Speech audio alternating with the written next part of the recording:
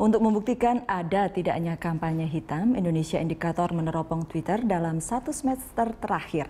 Dan hasilnya adalah Capres Jokowi mendapatkan serangan terbanyak, lebih dari 148.000 informasi. Sedangkan serangan kepada Capres Prabowo 12 ribuan informasi. Ya, Bang Effendi, kalau kita tadi sudah katakan bahwa kampanye hitam atau apalah, kampanye hitam dan negatif kepada Jokowi itu lebih banyak.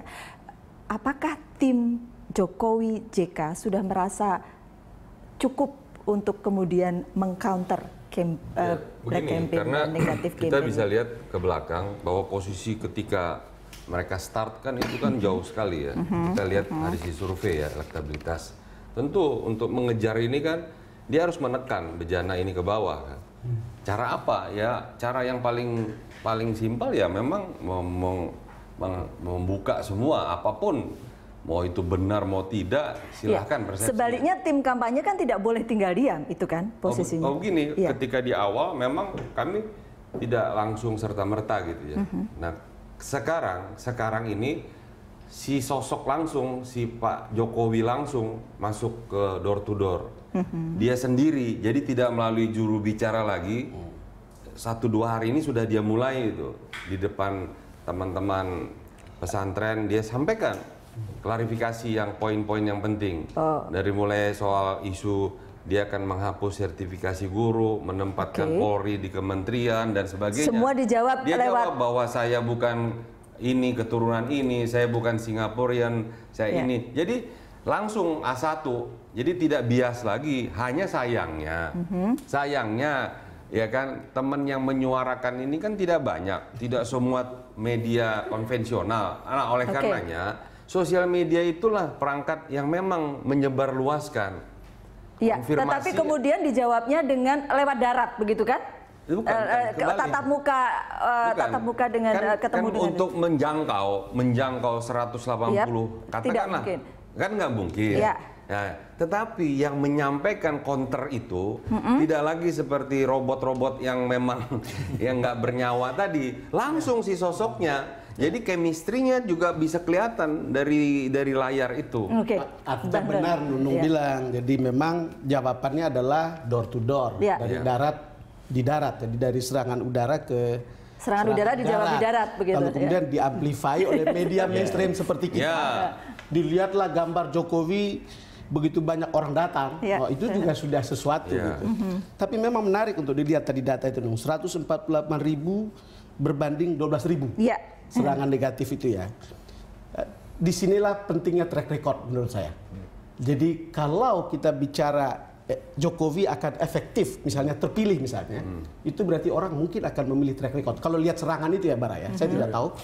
Karena seperti apapun kuatnya serangan itu, tapi orang mungkin akan lebih percaya apa yang mereka lihat, apa yang mereka dengar langsung begitu. Bahkan kita banyak malam termasuk di Amerika, kadang-kadang justru kampanye hitam itu merugikan orang yang didukungnya, memukul balik dengan telak. Sehingga kadang-kadang malahan ada kecurigaan, jangan-jangan yang bikin kampanye hitam itu timnya sendiri untuk menimbulkan efek seperti ini. Nah ini yang bikin ruwet kita ini.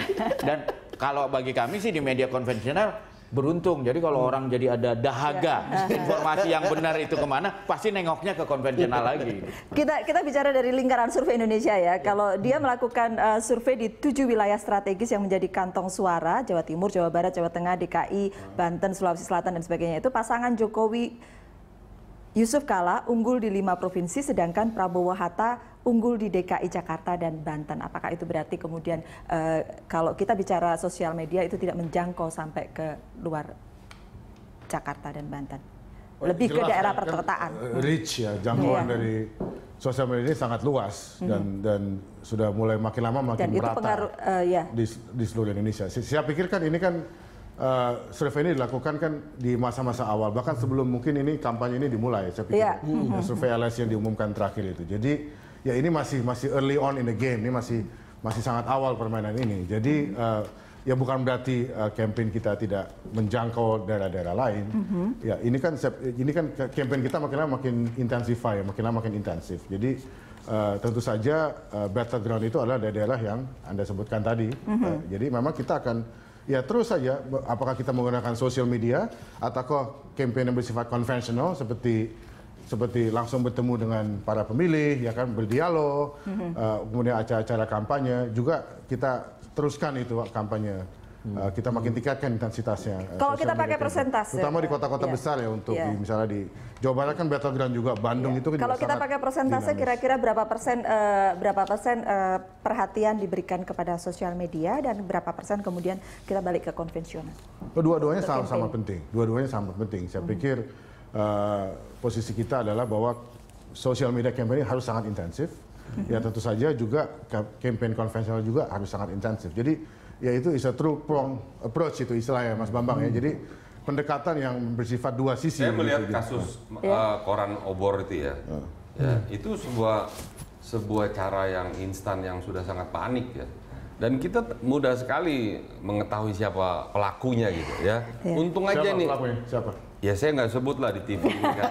Tapi yang pasti dari blog Anda. Saya persis tahu. Ya. Untung. Tapi kalau bicara seperti Mas Bambang katakan tadi, kalau itu terjadi di tahun 90-an, itu menit sudah dibakar itu tempat. Benar. Bayangkan emosional orang sekarang, artinya sudah ke tingkat yang sudah ada toleransinya kita. Orang jelas-jelas mereka merancang itu, kemudian memproduksinya di satu tempat di Jawa Barat, didistribusikan, ya, dan isinya semua adalah apakah itu menghina, menghujat, menghasut.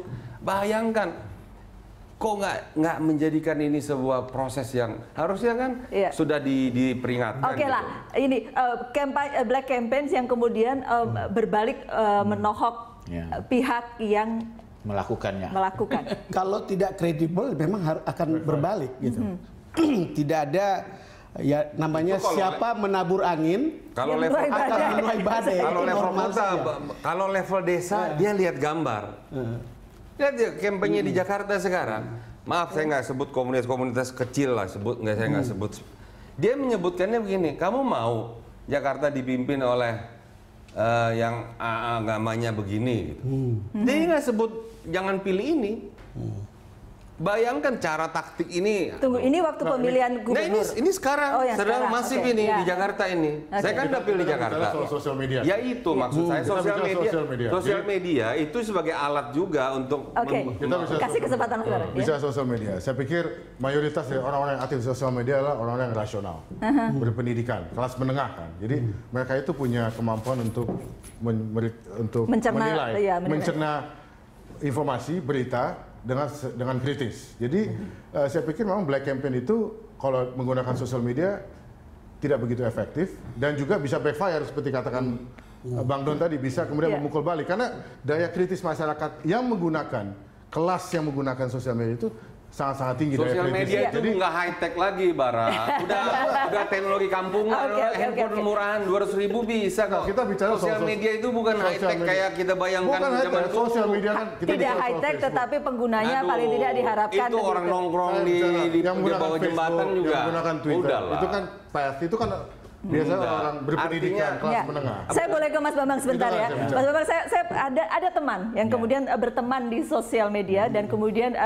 satu mendukung kandidat A, satu mendukung kandidat B, dan kemudian mereka ribut di situ dan akhirnya tidak berteman di sosmed. Iya. Itu sampai segitu soalnya kejadiannya. Di unfriend ya.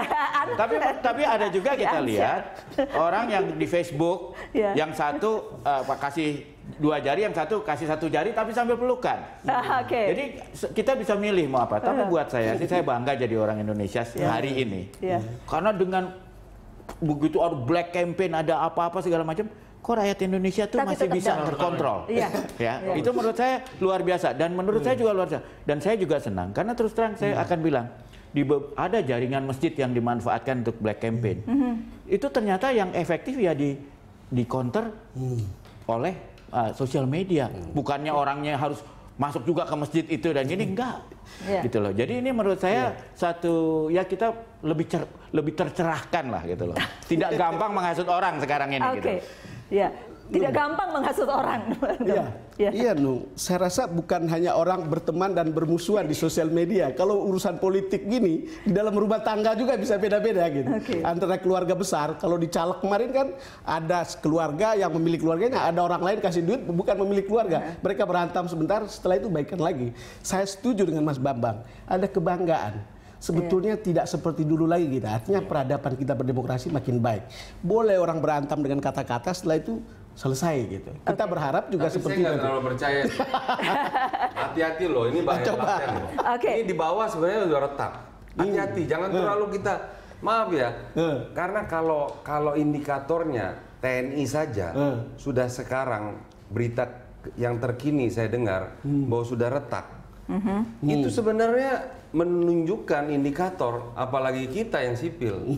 Mas, TNI retak tuh udah dari zaman dulu selalu retak. Dulu berbahaya. Sekarang baru Babinsa 1-2 bergerak. Saya udah. Kalau Babinsa nggak masalah. Kalau sudah di pucuknya, ya kita lihat. Jadi jangan juga terlalu disepelekan. Iya, betul. Ya. Memang Saya ingin mengatakan satu hal. Revolusi sosial itu berawal dari hal-hal yang Saya setuju, tapi ini. saya ingin mengatakan satu hal, Bang Effendi. Bayangkan ada kampanye yang mungkin rakyat Indonesia itu bodoh. Gitu. Ada kampanye gitu. Menurut saya itu memukul balik. Rakyat kita itu udah pandai.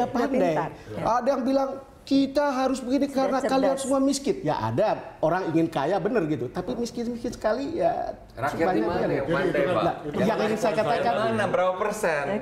Kenapa? Adakah 5%? Nggak, saya hanya bicara dari segi komunikasi tentang orang bodoh atau apa gitu. Dengan respon publik. Itu balik ke poin saya tadi. Memang itu daya nalar masyarakat kita makin lama makin tinggi. Jadi artinya mereka punya kemampuan untuk memilah-milah informasi yang reliable, yang akurat, mana yang tidak. Dan tidak dianggap semuanya itu bersifat personal begitu kan. Jadi di samping juga dengan sejalan dengan revolusi sosial media makin tingkat, daya kritis juga makin. Daya kritis masyarakat semakin baik dan kita dan partai-partai politik orang-orang hidup masih di UMR. Bagaimana kamu mengatakan dia pandai? Come on, nggak mungkin. Adalah tugas juga para politisi untuk pandai kemudian secara politik. Dan bijak gitu dari untuk level pendidikan aja orang Indonesia sekarang secara rata jauh lebih pintar dibandingin Amerika ketika mulai dia berdemokrasi. Kita tidak bicara atau di Eropa mulai demokrasi jauh lebih pintar lah orang Indonesia sekarang. Oke, kita akan bahas selanjutnya ya. Kami akan kembali untuk Anda.